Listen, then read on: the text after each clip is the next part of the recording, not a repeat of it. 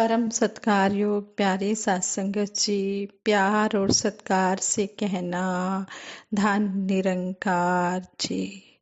भूल जाऊं जग को न भूलूं तेरा नाम प्रभु। भूल जाऊं जग को न भूलूं तेरा नाम प्रभु।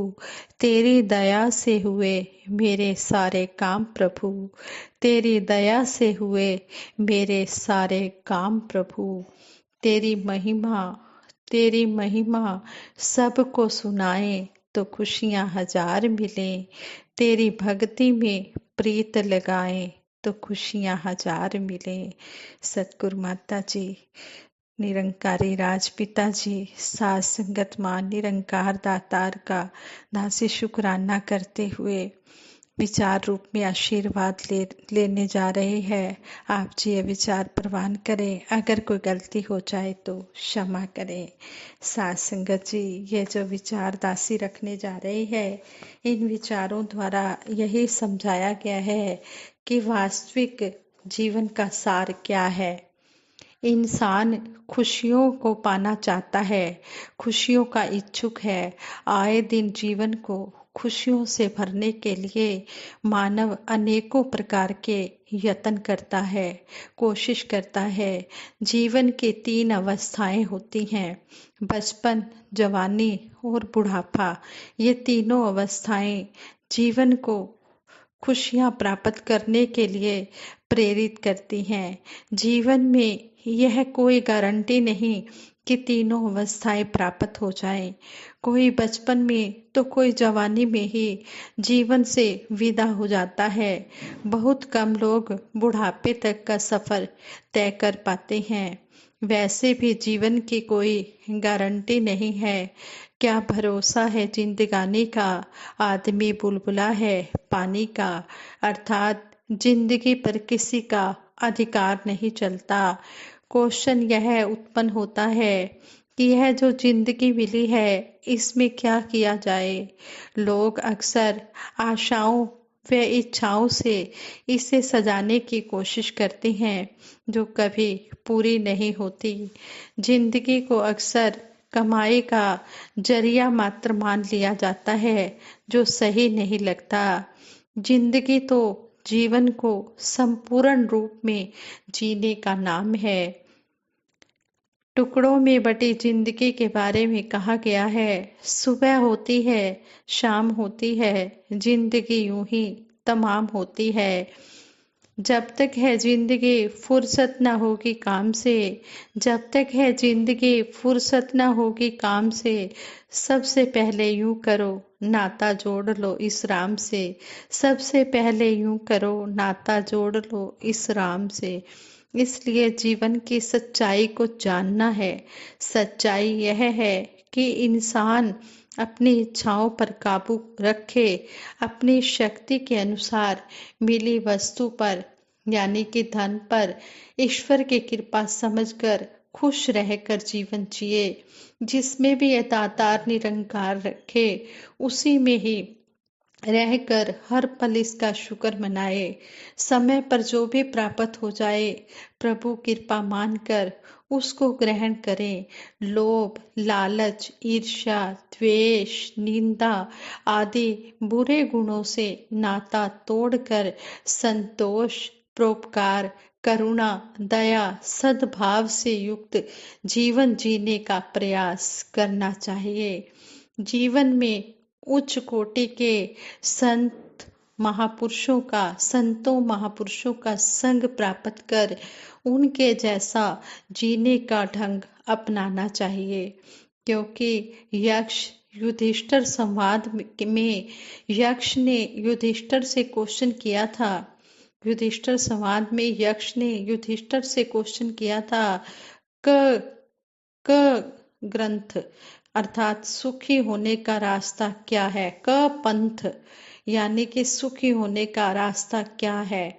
तो युधिष्ठिर ने बहुत अच्छा उत्तर दिया, महाजनों येन गते स पंथा, अर्थात संत महापुरुष जिस रास्ते को अपनाकर जीवन जिए वही असली रास्ता है।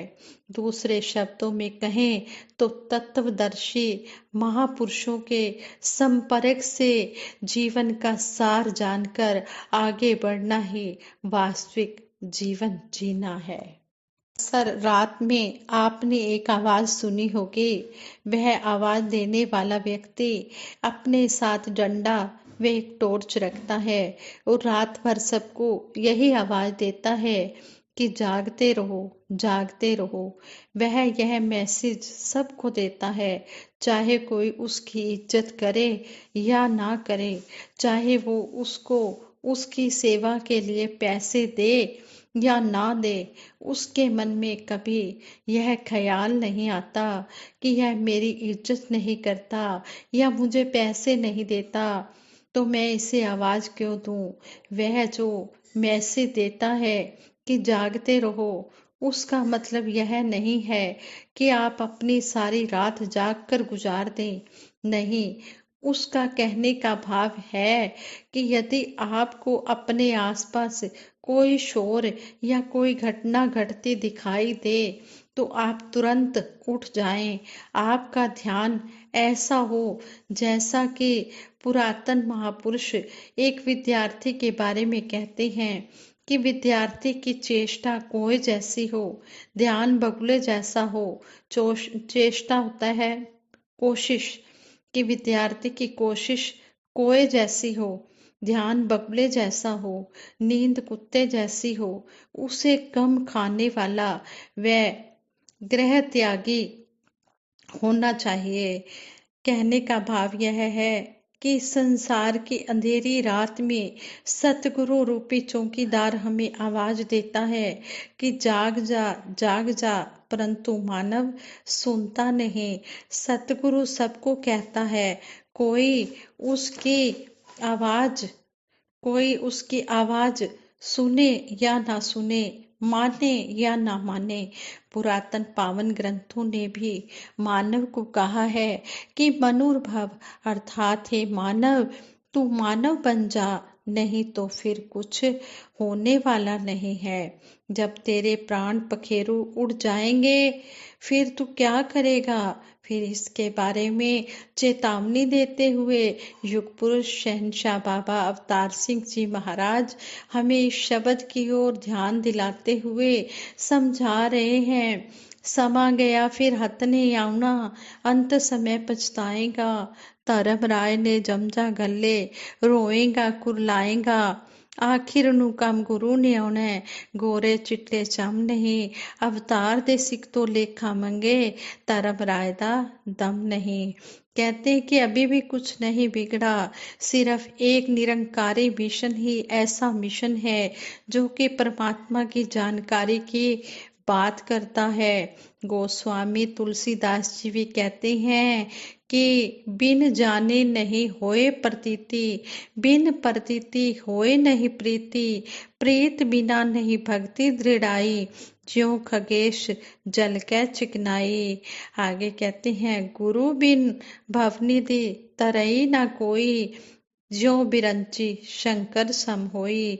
और शहंशाह बाबा अवतार सिंह जी महाराज इस शब्द की ओर ध्यान दिलाते हुए समझा रहे हैं, पहलो दर्शन मगरो प्रीति, फेर पावे कोई जाप करे, कहे अवतार बिना रब वेखे, जाप नहीं विरलाप करे। और बिन वेखे दे उस्तत करना, अंबर ते हथ पाना है, बिन वेखे दे उस्तत करना, सच्चे नु झुठलाना है। दुनिया में संत निरंकारी मिशन ही मात्र एक ऐसा मिशन है जो कि प्रभु की जानकारी के बाद प्रभु की भक्ति बताता है, क्योंकि बिना अनुभव के भक्ति हो ही नहीं सकती और अनुभव प्राप्त किए बिना गुरु का ज्ञान हो ही नहीं सकता। जैसे पावन गुरबाणी में भी आता है कि आप मुक्त मुक्त करे संसार, नानक तिस जन को सदा नमस्कार। सदियों से मानव को जगाने की यह परंपरा रही है। मानव को प्रभु की जानकारी मानव शरीर के माध्यम से हुई है। देवी देवता आज हमें दिखते नहीं और पशु पक्षियों की बोली हमें समझ नहीं आती, इसलिए प्रभु को मानव शरीरों में ही आना पड़ता है। सच के प्रचार के लिए, मानव को जगाने के लिए शहंशाह बाबा अवतार सिंह जी महाराज कहते हैं, आओ रब दे दर्शन पालो, संदेशा ए इंसाना नू, मुरशद बंदे पिया बनावे, मेरे जय हवाना नू।